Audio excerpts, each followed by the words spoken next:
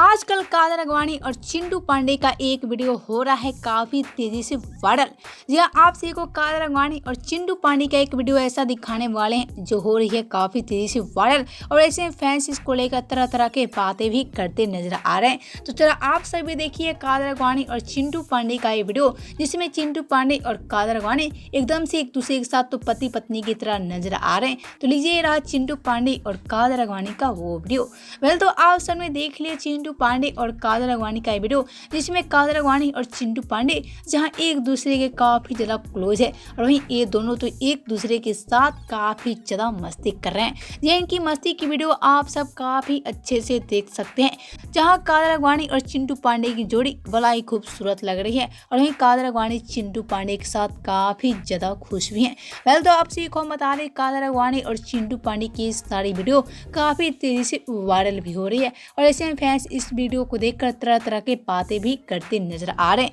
या कुछ फैंस कहते नजर आ रहे हैं कि चिंटू पांडे और कादर अगवानी को शादी कर लेनी चाहिए, तो कुछ फैंस ये कहते नजर आ रहे हैं कि कादर अगवानी गलत कर रही है चिंटू पांडे के साथ रहकर, क्योंकि चिंटू पांडे और कादर अगवानी की दोस्ती को देखकर खेसारी के फैंस तो काफी ज्यादा जलस कर रहे हैं।